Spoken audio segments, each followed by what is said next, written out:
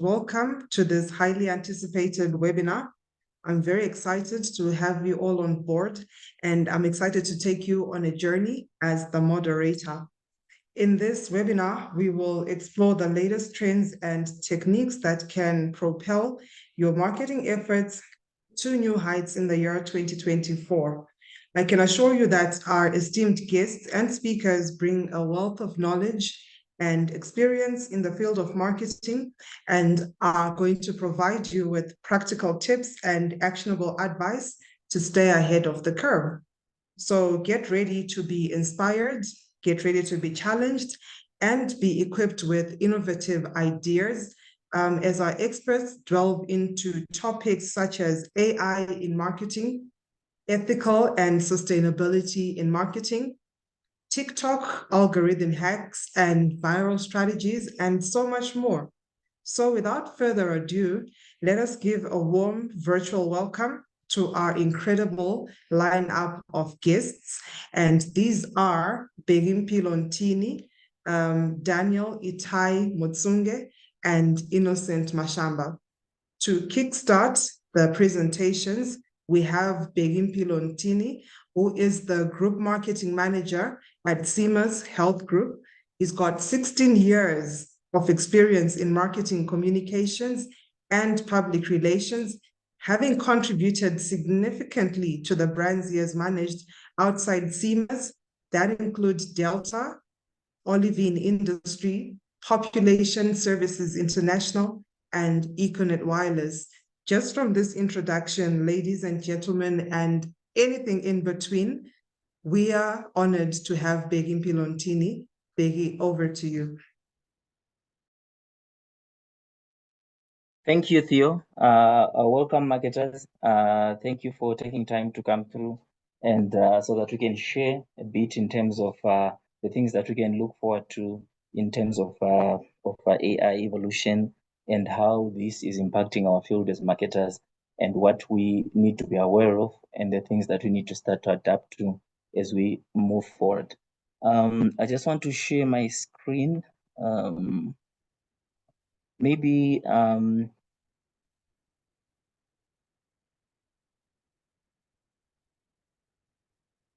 ask Brian.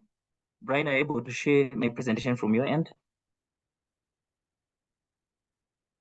Yes, I can do that. Please kindly do. forward. I'd share the email.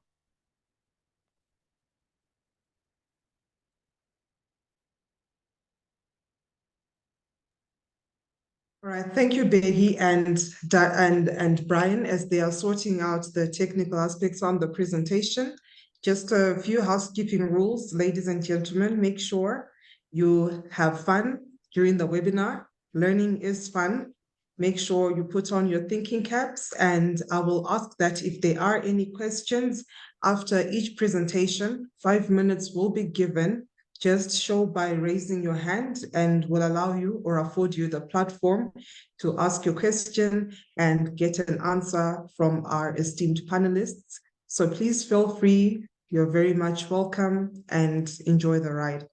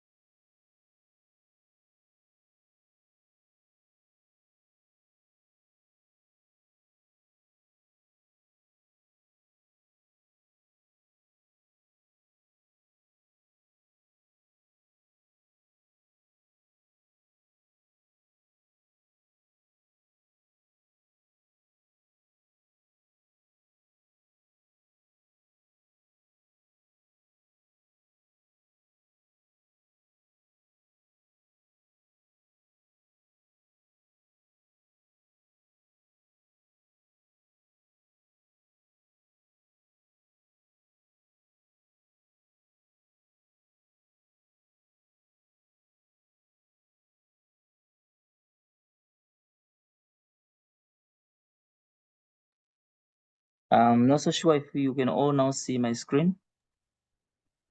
We can see it, thanks, Bheki. If you don't mind, just put it in presentation mode and then get flying. Okay. Okay. Again, my name is Bhekimpilo Ntini. I'm sure most of you have interacted at some point somewhere, but now I can delve into my presentation. So the AI revolution is something that we need to pay attention to as marketers, as this is actually affecting the way we do marketing in this global village. A lot of things have changed over time, which has led us to where we are in terms of technology itself, and in terms of the ways in which we market, the ways that we actually gather data and be able to actually sell our products and services to our target market, and even identifying that market and being able to effectively service it in terms of marketing and sales.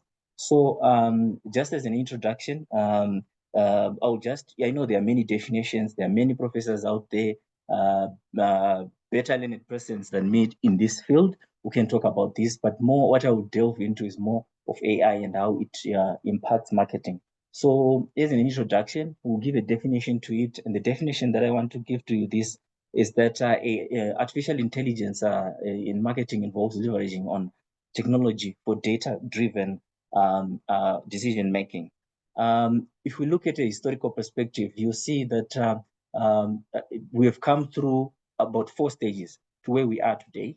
And as we explore the evolution of AI in marketing, from the rule-based systems to the machine learning algorithms that we now have today, it has been an evolution that is started as far back as the 90s to where we are today in 2023, where we are talking about artificial intelligence being a reality. In those days, people were just talking about it. We're not so sure when it's going to happen, but they knew at some point in future, this technology was going to be there. So people started with traditional marketing era, that is pre-internet. That is the time prior to the 1990s. I went to grade 1 in 1990. And this, I'm very familiar with this TV. I'm sure some of you here, who were born in the 2000s, probably this thing might be something very strange, or probably you just saw somewhere in your mother's or dad's pictures. But this used to be the center of communication for marketers, doing adverts on TV, national TVs across the world in all geographical locations. And it's something that dominated that era in terms of what we talk as traditional media, which includes, of course, your press. It includes the traditional billboards and all these things that are not internet related. And then it came to a time in the 90s up to the early 2000s when digital marketing started to emerge. The funny part is that even when I went to university, that between 2003 and 2007, at that time we're still learning traditional marketing.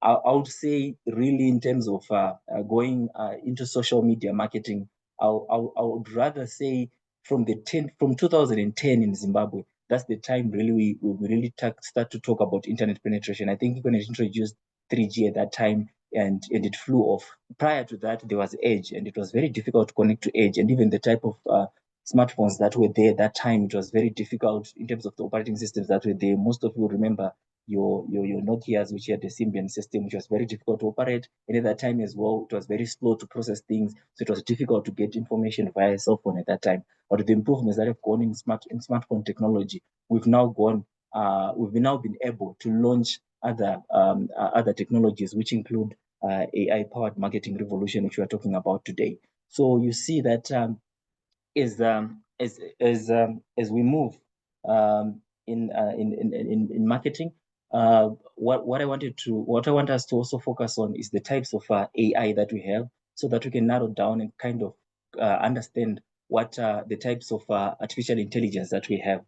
Now, the first one is narrow intelligence. I think most of you use iPhones, know of Siri, those that use Google, about Alexa, and also all these things, and image recognition systems, recommendation algorithms, and tasks specific, excelling in distinct areas. Then we've got general AI, which is by definition is a hypothetical AI system with human level intelligence. Status is not realized, remains a conceptual idea. And then there's artificial super intelligence, which by definition is in theoretical AI, surpassing human cognitive abilities.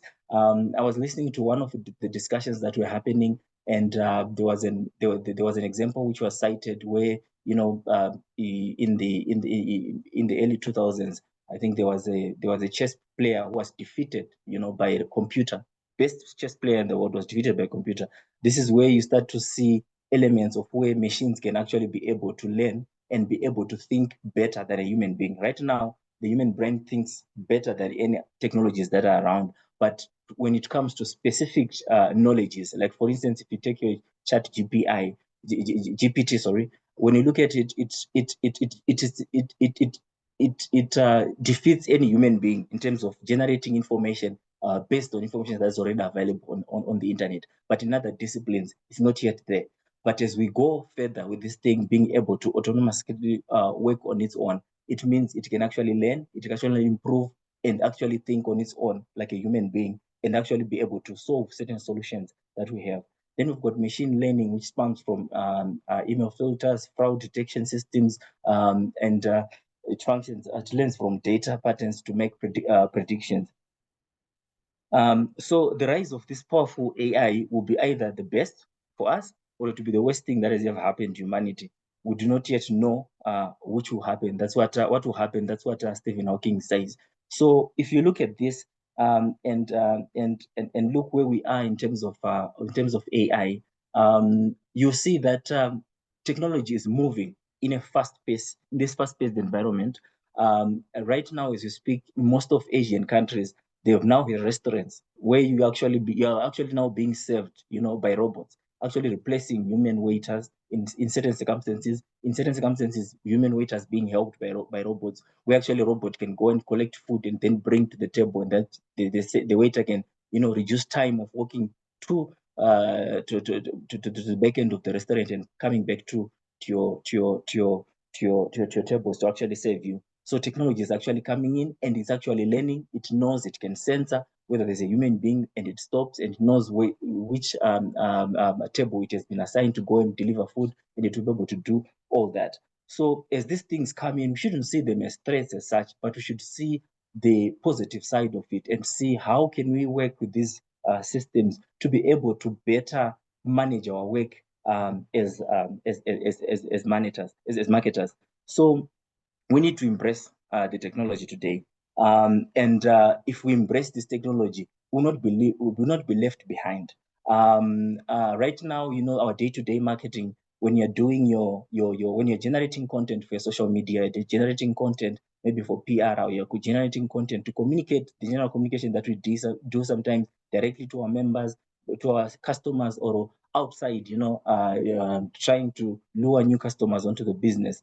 The emergence of generative AI is now helping us to actually get the work done better. You know, these days you can literally just tell chat GPT of a problem that you have, right? Or maybe probably information that you have which you want to be presented in a certain format, and it will actually do that in less than a minute. And you can then just go through and be able to tweak the information to ensure that it's speaking to what you want, and you can quickly deliver on a report that would have taken you the whole day actually to do. Maybe it was actually later, maybe it was a media release that was supposed to go to customers. It was going to take you maybe a day actually to work on it and get information and so forth.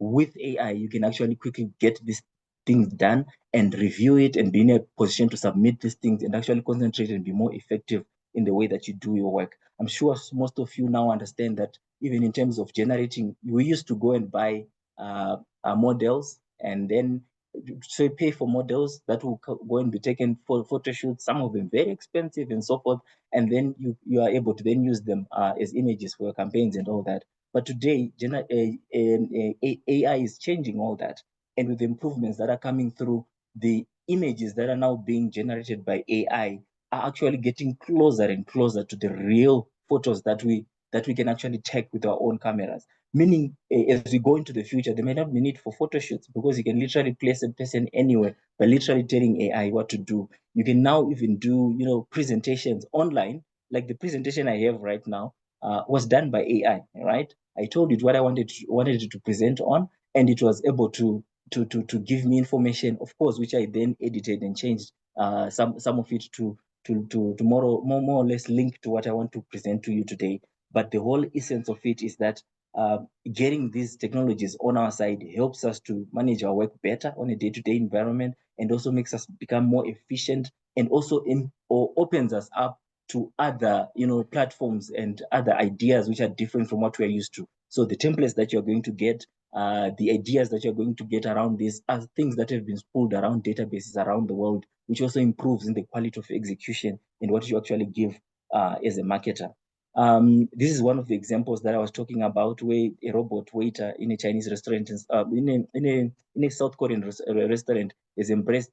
They've embraced some robot waiters as a response to labor shortages, and caused in part by the demographic crisis. So you actually see that these are coming in as solutions to the problems that human beings have, and human beings have to leverage on this to be able to actually better service their market. So AI evolution in realistic use cases, AI for simulating realistic scenarios, like I talked about. AI now has become a vital part of our lives, and is being embraced in many industries due to its ability to handle and analyze complex data, providing unique insights and solutions to real-world problems.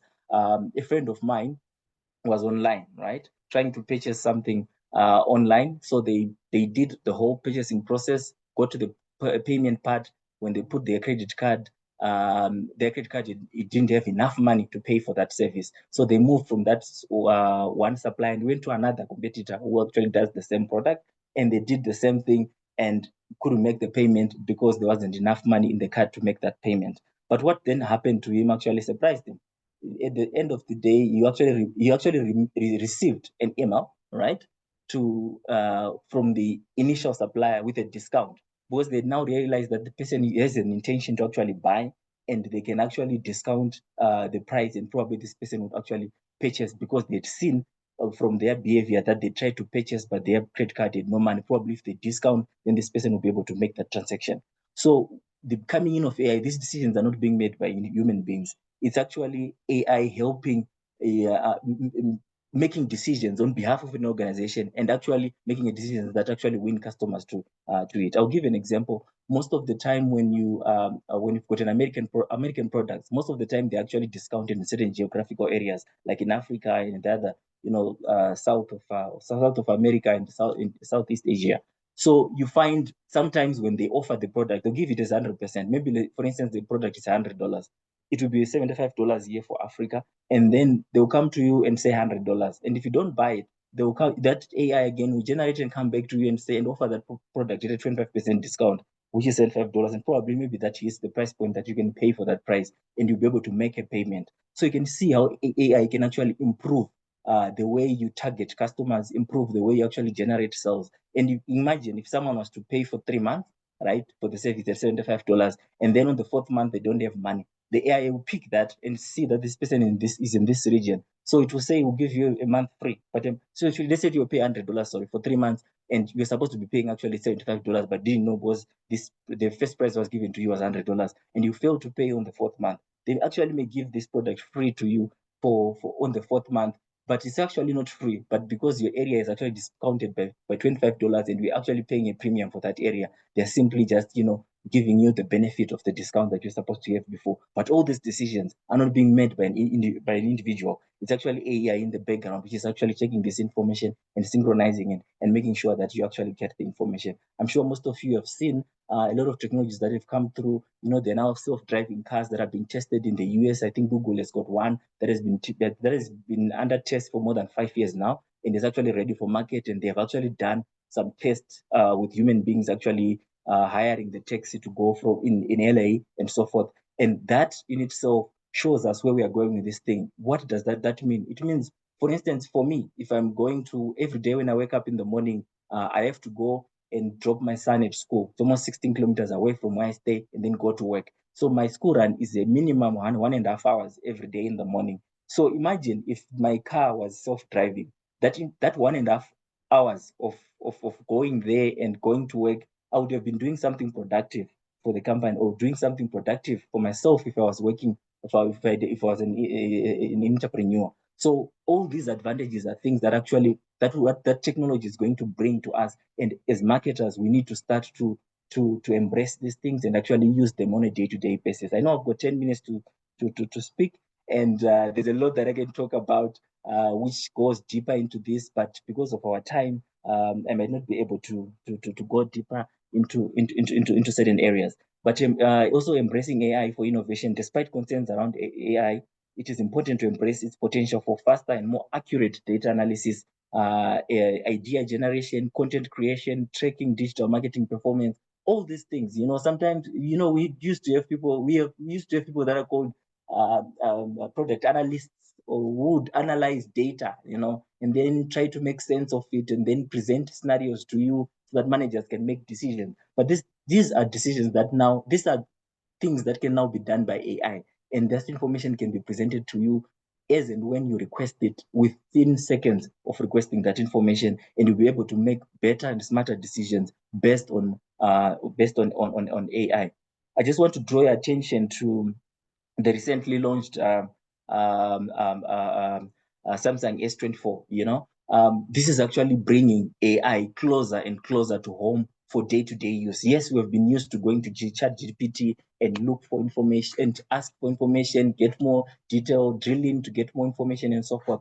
But now AI is being used on a day-to-day basis on our very own phones, so that it can actually improve the way we actually use our phones. Now, it's now giving a more personalized experience on your phone, and you realize that the AI that is coming with this phone right now means that where we had language barriers. Remember, right now the Chinese hire Zimbabweans who know how to speak Chinese so that they can be able to talk with the local market. So they actually hire an interpreter. They pay the money so that whenever they're having meetings, they can then interpret in Chinese to them. But what this phone actually does now is eliminate a person who's an interpreter, because literally it can interpret, it can translate language in real time. So as I'm speaking to Theo, and Theo is Chinese, and I'm speaking to her in English, when she's receiving the information, she's actually receiving it in Chinese. When she responds to me in Chinese, I get it as in English in real time. And this is actually changing the face of how we actually interact with AI, and actually changing the way we actually do business, because it means now you can get faster translations, and more accurate translations, because the translation that will be done by AI is way better than what a human being can, because they're only depending on their cognitive reasoning in terms of the language comprehension that they have. So AI marketing use cases. We now have we have personalized customer experiences, AI-driven dynamic content. We've got personalized recommendations based on user preferences. We have predictive analytics for targeting. We've got automated content creation, grammatic advertising, chatbots, virtual assistants, data-driven decisions, social media sentiments analysis. I just want to pick on something that I wanted to say, that if you look at it right now, you are even able to request a campaign to be done by AI, and it will do that and present it to you. And it's now up to you to adapt it to the way that you want it to be like in your area. But it can also improve your thinking as you do your go-to-market for your campaigns. Maybe you are thinking certain areas and ignoring certain areas, and when you consult AI, it can actually help you to think of the other areas that you had omitted. And with this, it also means that as we go forward, remember when you're doing CRM, customer relationship marketing, you're like more of direct, you're now more of like personalizing your marketing efforts, and AI comes in to actually do that even much better. It means tomorrow it will make sure it can actually generate, it will be able to generate ads that are specific to my taste. It realizes that I like Manchester United and I like football. So when it wants to sell me maybe an S24, it will come back to me and make sure it atwines the ads with something that relates to the things that I like in real time, without a human being involved, meaning that we can actually sell things better, you can actually market better, and have a better targeting for your audience. And even in terms of retargeting, it will know exactly what caught your attention, what didn't caught your attention, when you were clicking online and be able to propose the things that align to the things that you like to see online. So in conclusion, I'll just say that the pace of the progress in artificial intelligence is incredibly fast, unless you have a direct exposure to groups like DeepMind, we have no idea. You have no idea how fast it is growing at the pace, at a pace close to exponential. The risk of something seriously dangerously happening is in 5 years time frame, 10 years at most. This is Elon Musk who said these words. So technology is changing and changing very fast, and probably we are going to quickly reach the stage where we are quickly going to be talking about artificial super intelligence, where machines actually know better than us. Professor Tambara said something jokingly, but I think it's something that I want to leave with you. He said in his presentation that the reason why dogs are subordinate to us and pets is because we are more intelligent than them. So what will happen if machines become more intelligent than us? Can they still be subordinate to us, or we will be subordinate to the machines? With that, I'll close and open for questions.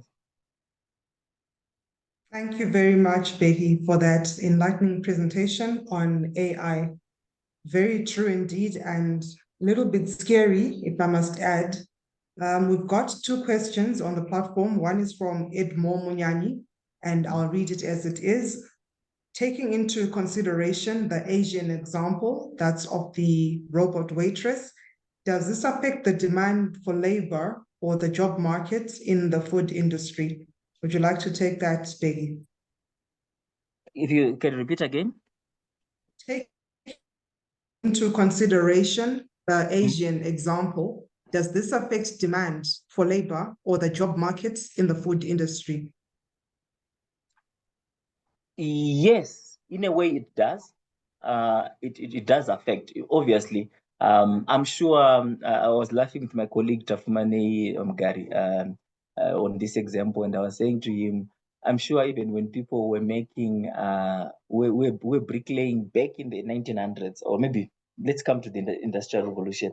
When the concrete mixer came in, I'm sure there were hundreds of people that were actually mixing concrete, to be able to finish projects for buildings that were being built at that time.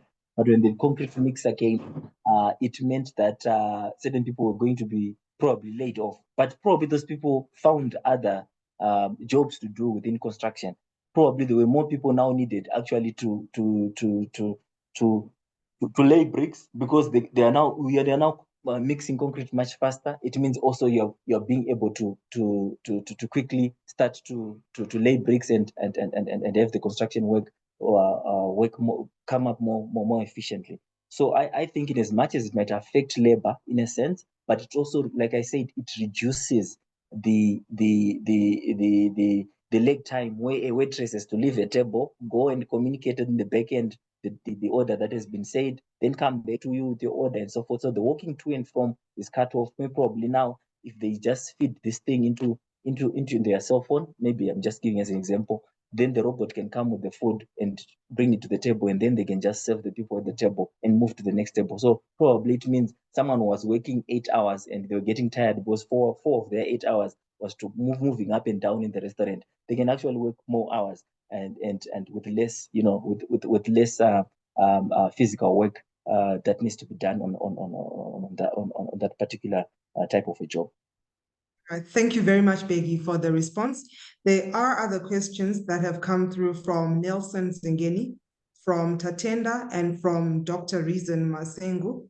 I kindly ask that Bheki is going to respond to these questions on the chat platform. So please do look out for the responses on there.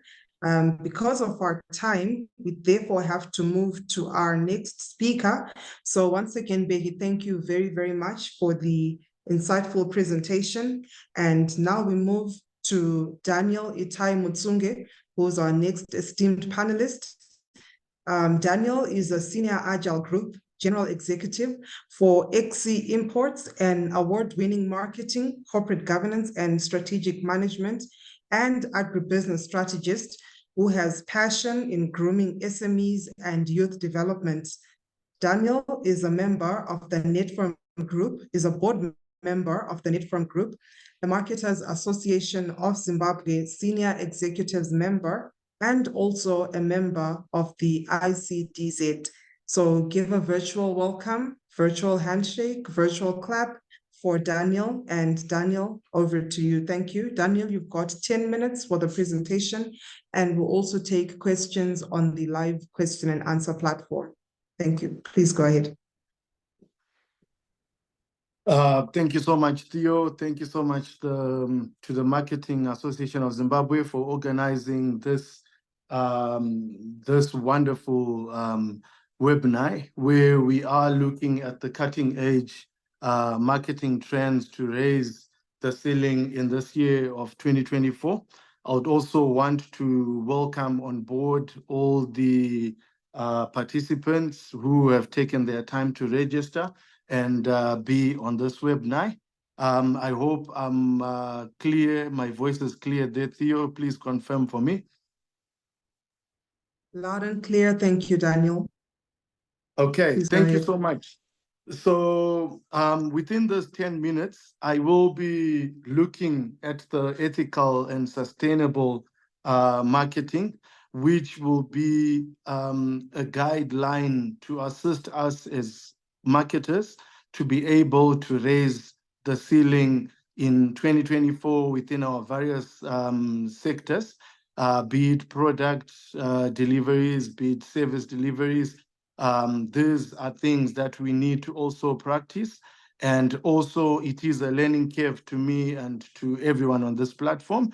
So the first thing is, as you can see, nowadays, there is a growing trend within marketing to work towards a more sustainable agenda, in which the ethics of both the production, dissemination, and consumption of marketing materials is becoming increasingly questioned. So without ethics and without sustainability marketing, you would find that a lot of organizations are now a little bit hesitant to work with marketers who are not practicing ethical behavior, and organizations who are not in line and in support of sustainable marketing.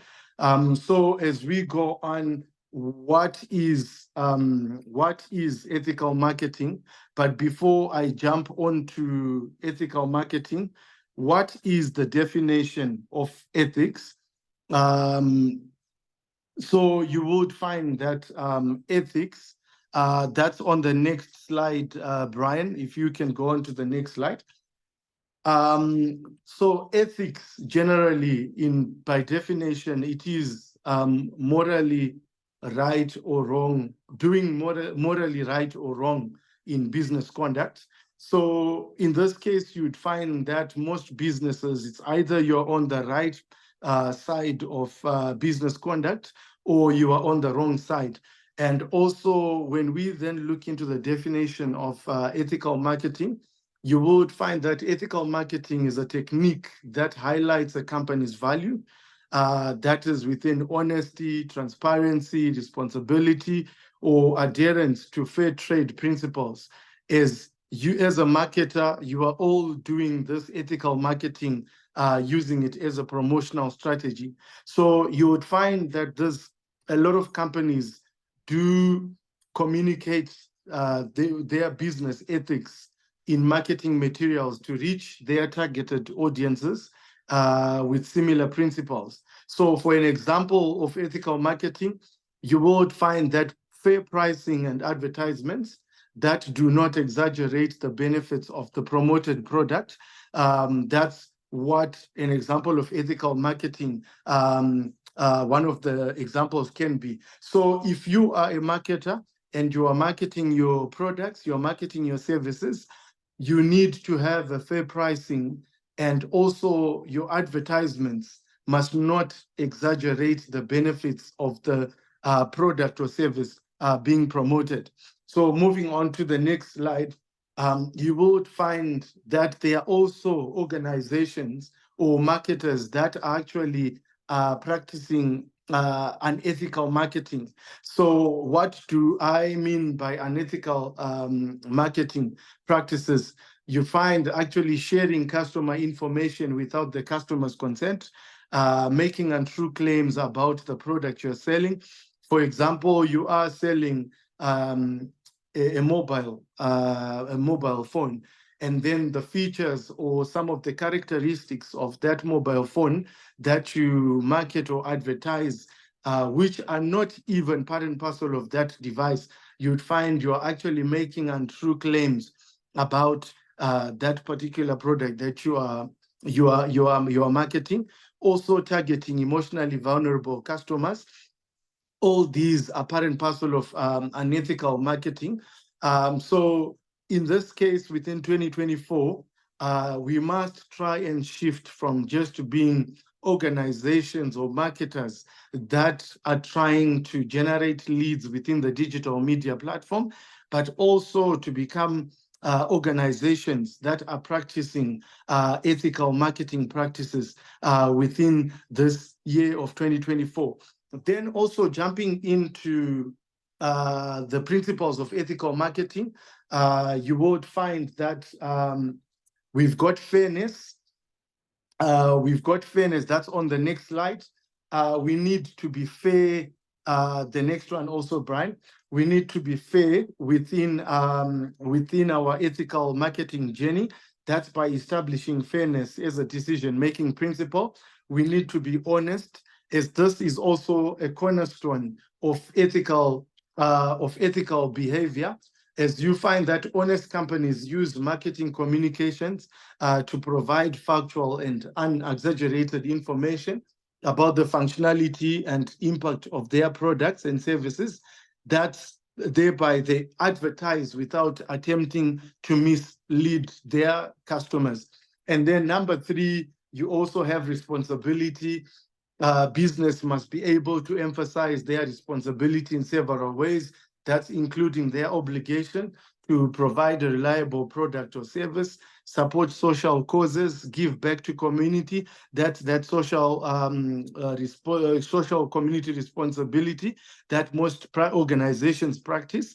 Also treat their employees with respect, protect the environment through sustainable practices. Number 4, you also have transparency. By transparency, we are saying that organizations must be open to the public about companies' operations, particularly the ethical way you treat your employees and the sustainability, environmental impact of your products or services. As much as, let's say you are a car manufacturer or car servicing and repair agent, you must be able to be proud of your workshops, whereby even if your client wants to visit your workshop, you are very free because you've got nothing to hide. That's just being transparency within the business and through your marketing department. This will also raise your ceiling within the year of 2024. Also, just because of time, just giving you a small example of ethical marketing. You'd find a common ethical marketing strategy is to advertise the company's fair business practices on product ranges. You'd find that on your website, you may give an inside look at the production process, like a factory or office space, or provide accurate numbers about the product's minimal environmental impact, as this aim to establish brand loyalty and make customers feel proud about supporting a company that works hard to be ethical. And also now we are going to be looking quickly into sustainable marketing. I'm just going to give a rundown as time is not on my side. So sustainable marketing, you'd find it is the promotion of socially responsible products, services, and practices. So you will find that a lot of marketers, they believe that eco-friendly brands are the ones that should naturally work on sustainable marketing campaigns. Brands that are not rooted in sustainability can still apply its principles to their strategy. But remember, the goal in sustainable marketing is to promote your organization's mission and not a product or service. But we find a lot of people, they end up confusing themselves to say, our goal is to generate leads and it's all about the product and service. But remember, it is also about to promote your mission as a marketer. And in this case, I can give you an example of IBM in 2020. IBM, they ran consumer behavior research or study, and they found out that most consumers, they are willing to change their shopping habits to be more environmentally conscious. This is likely why consumers have noticed a big push for sustainable marketing from brands. And fast forward, you'd find here in Zimbabwe, 2022, nothing really happened. But come 2023, we see a lot of changes. A lot of organizations are now wanting to also be part and parcel of the sustainable marketing. And this should be actually a process which shall even raise our trend or raise our ceilings in this year of 2024. And then you find a lot of people, they confuse green marketing versus sustainable marketing. You'd find that green marketing, by definition, it focuses on strategies that promote, sorry, Brian, if we can quickly move on to the green marketing slide. So green marketing focuses on strategies that promote environmental awareness and protection.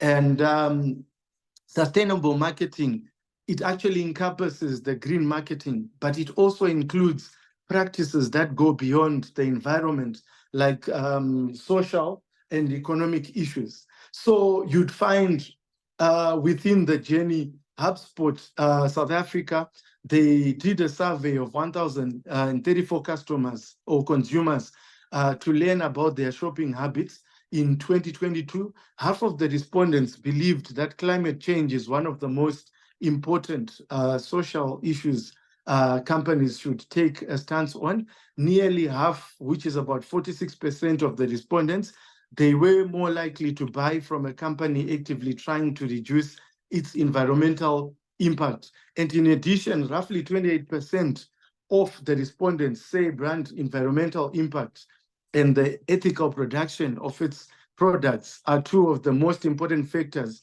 influencing their purchasing decisions. So just wanting to conclude, you'd find there are some sustainable marketing strategies that we can talk of, which is number one, that's the next slide, Brian, have a larger purpose. Brands typically judge their success by numbers.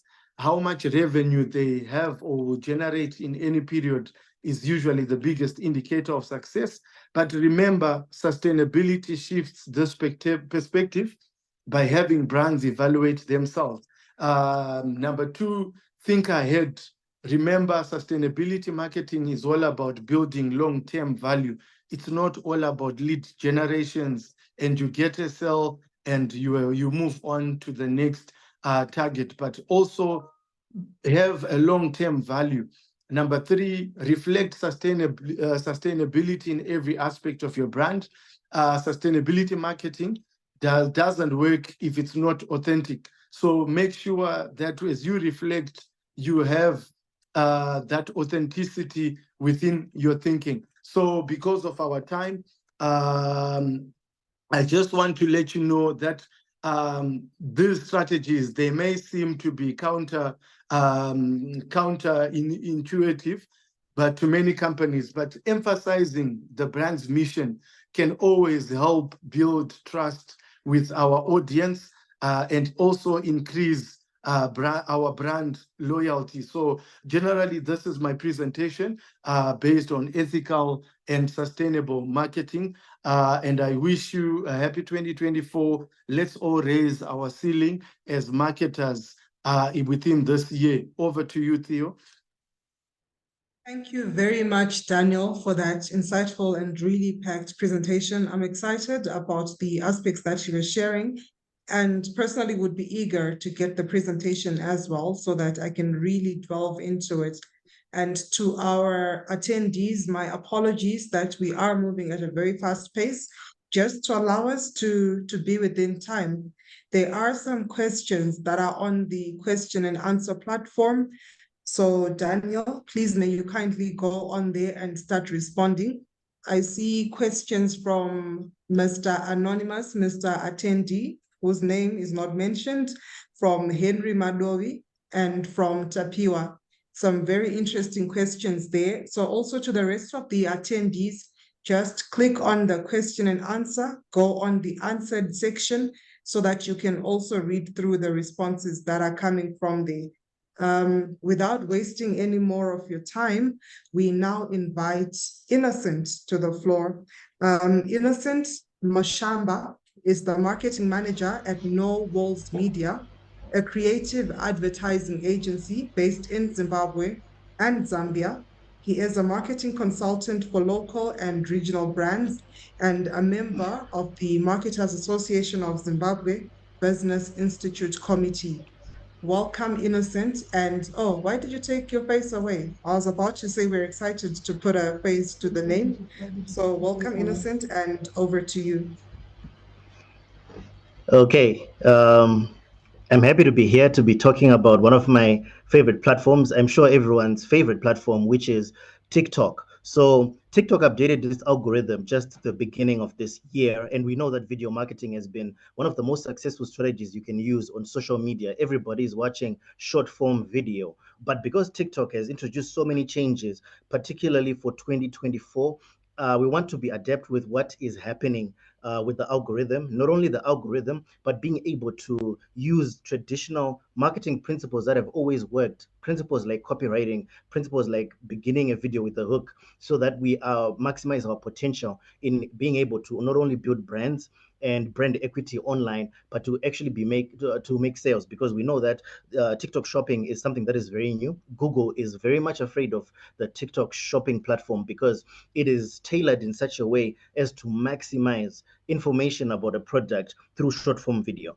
And so I want to get right into our talk today because we don't have much time. I have 10 minutes. I want to tell you 5 key principles that you can use to scale up your TikTok for business. I'll use one example because I don't have time, for a campaign that we ran for one of our clients in the agency and how that he helped to yield actual results, tangible results for sales. So the first thing you want to do is you want to use the search filter function.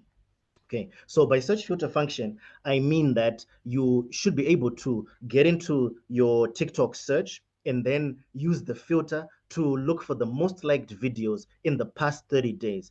If you have no idea on what content you're supposed to share, and you have no idea on what is working and how you can actually leverage the popularity or the popular content that is there, you want to make sure that TikTok search is your best friend. TikTok search has been updated such that we know that now 50%, over 50% actually, of people below the age of 35 are using TikTok search more than Google search.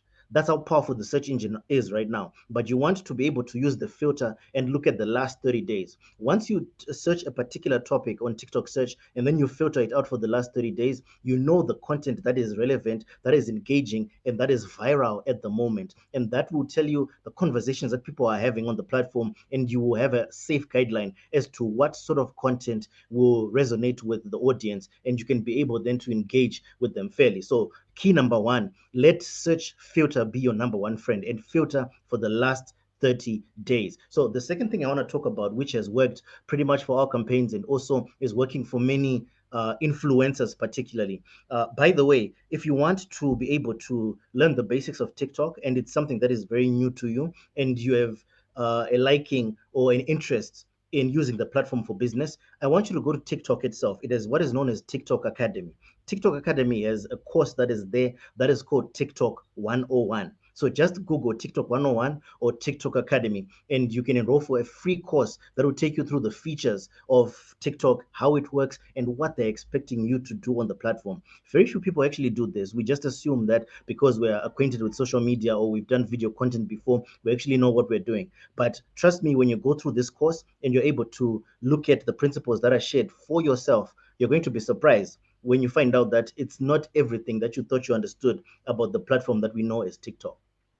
So number one, let search filter be your friend. Second thing that I want to talk about with influencer marketing is collaborations. So collaborations are working more for influencer marketing than having an individual influencer post on their own particular platform. By collaborations, we mean having 2 or 3 influencers that create a piece of content that then distributes that content to all their audiences. And so I'll give you an example of a campaign we ran. We did one with Astra. I don't know if you know Astra, the comedian. He won an AMA award, one of the best TikTok influencers that we have. So we did an online campaign for an online gaming platform that we had set up for a client. And so our target was to get 2,000 plays within the first 24 hours enrolling. We actually got 6,000 plays, which meant that we had 6,000 active contacts, right? We had their phone numbers, we had their emails, and these are all prospective clients that we managed to collect that database within a 24-hour period, 6,000 of them,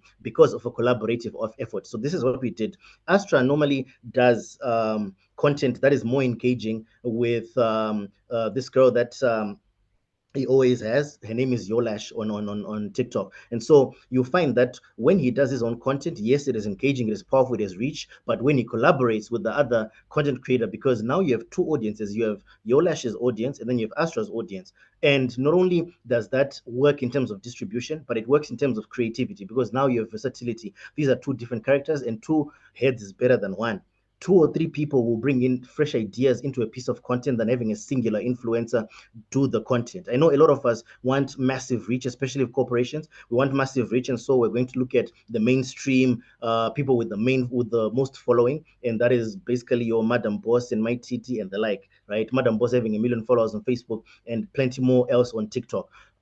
We want to be able to have massive reach, but the unfortunate thing about TikTok's algorithm is that while you have creators that are massive and big, even the biggest influencers that are on TikTok right now, you talk about Kabi Lame, right? You talk about whoever it is that you see that is a powerful TikTok musicians and the like. They are creating content with other creators because they understand that the algorithm is favoring collaborations more than individual effort when it comes to influencer marketing. So if you're looking at influencer marketing at TikTok, consider having even 2-3 micro influencers. The distribution is going to be better for you than to have one creator, because you've got limited creativity and a limited audience, the audience that follows that particular creator. So you want to make sure that you actually use collaborations. Another powerful course that you can have, there's what is known as the TikTok Influencer Marketing Hub, right? They have a course, the Influencer Hub, actually. TikTok Influencer Hub, just Google that. They have a free course on how you can collaborate with influencers.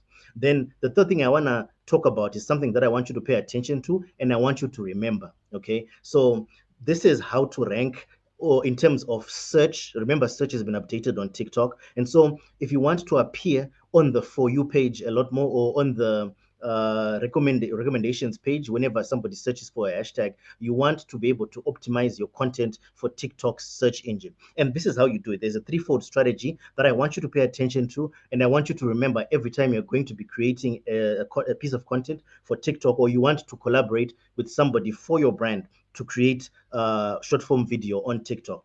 I want you to remember this. It is the OTS, the ITD, and the ITT method. Okay, so I'll repeat: OTS, ITD, and ITT.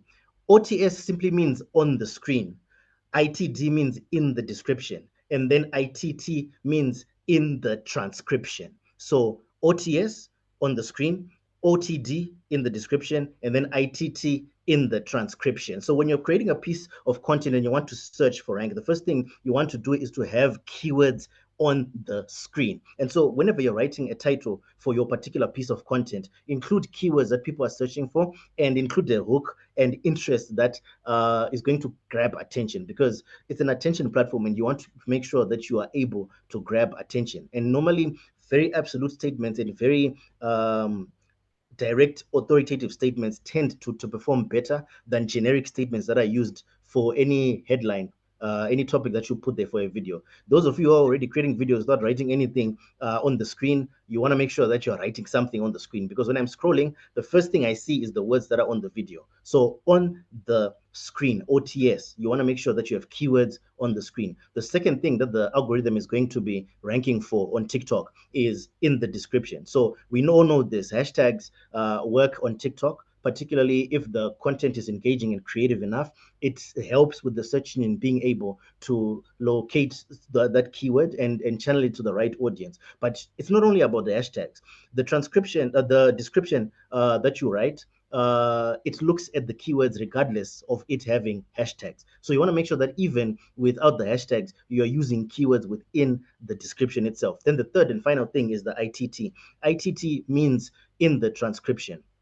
Now, you want to make sure that your video has transcription, which is basically the words that are coming out on the screen or what you are actually saying in the video. Those make the video tons more engagement than just having a talking head in front of the camera. So you want to make sure that you use transcriptions as much as you can. But in the transcriptions themselves, TikTok's search algorithm is actually so powerful that it will pick up keywords within the transcription. Now, if you are someone who's been creating content on TikTok, you want to make sure that you will create content outside of TikTok, because then you've got easier functionalities that help you to have a transcription on the video. So CapCut is one of the most popular. It is really the best video creation, content creation tool that is free out there.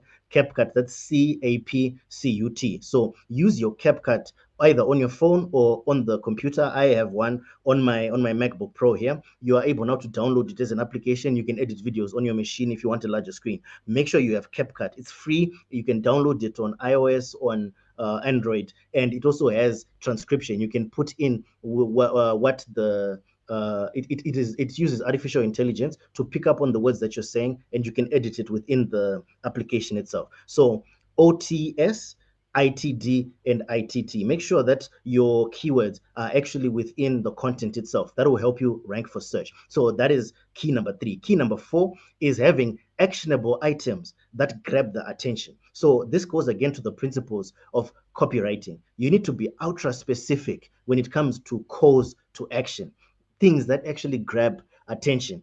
Instead of saying, I'm going to teach you today about digital marketing, you're going to use action points and say, here is why you need to master the next 5 principles in order to enhance your digital marketing in 2023. That is more direct, it is more specific, it is more engaging than having a generic way of approaching your introduction to a video. So this works. Master copywriting and use actionable words, right? I recommend a book that's called Words That Sell, right? Just Google Words That Sell. It is a book that helps you use the correct words, right? I actually have a copy here on my computer. I use it all the time. It helps you to pick actionable words that will grab more attention. It's called Words That Sell. A very good book on the fundamentals of copywriting, but that book is particularly good because it just gives you a list of words, action words, words to get a promotion out, words to get engagement, words to asking questions and all these. So it is already set out for you. It is a very easy tool to use. So that's number 4. Then principle number 5, the final one, is you want to use what I call the big 5. The big 5 are these 5 features that TikTok is pushing in 2024. The first one is use shopping posts. So anytime you find any content that is shopping in it, the algorithm is driving traffic, right? Whether you are in marketing, whatever it is that you're in, if you can find something related to your niche that has to do with shopping, or if you yourself are selling something, even if you're not using the TikTok shopping application, which is difficult to use in Zimbabwe because the payment gateways don't really work well with the platform. But even if you are selling something, online, you've got a number out and you've got a link to a WhatsApp or whatever it is, right? Make sure that you are not afraid to sell on TikTok, right? It has been made a selling platform. So this idea of being an authority and then expecting people to just come to your inbox and then get what you're selling, it won't work. You have to sell directly. And the more you sell, don't be ashamed to actually sell directly on TikTok because it works.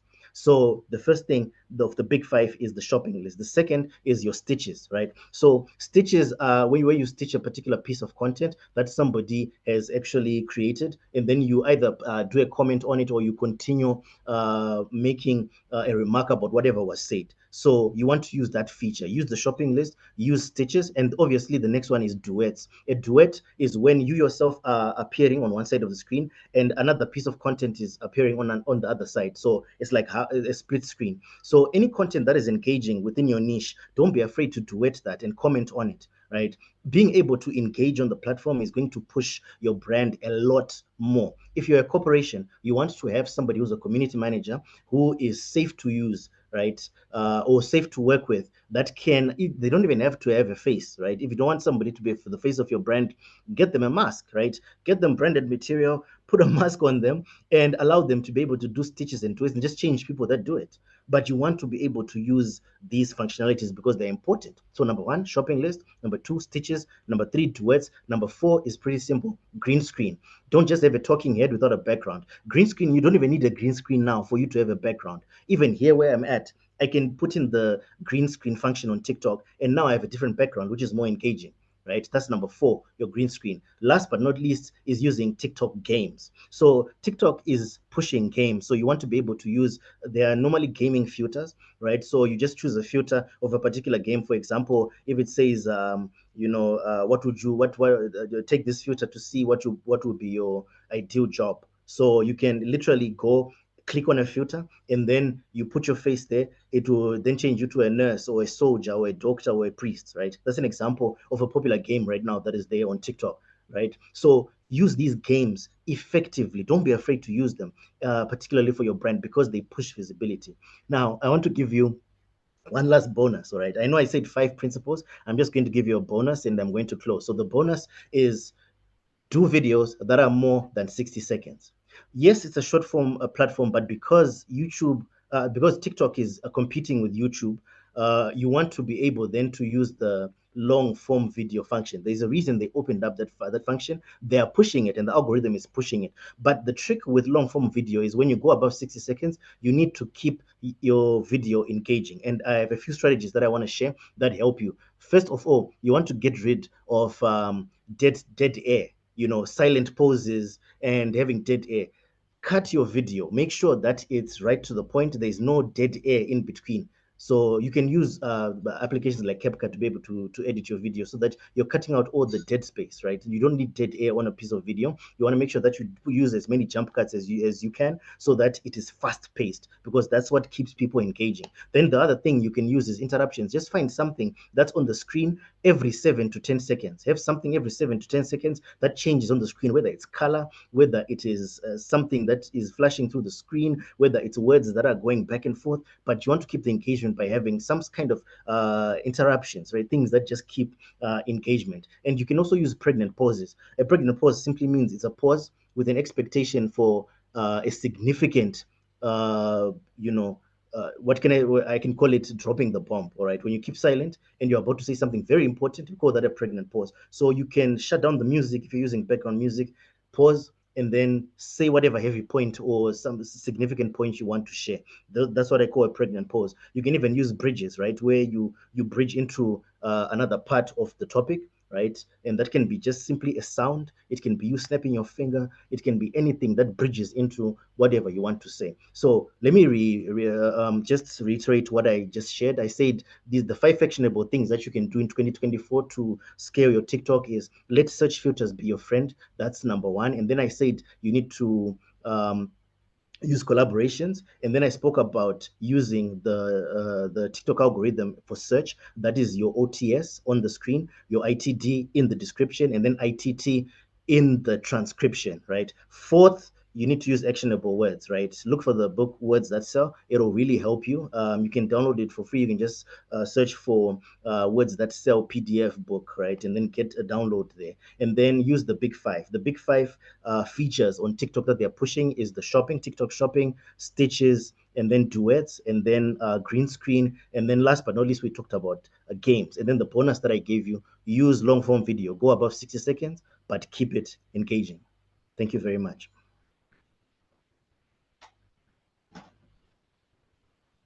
Innocent. Thank you very much. This is really exciting. I can hear myself speak. All right, now I can't. But thank you very much, Innocent, for such an amazing presentation.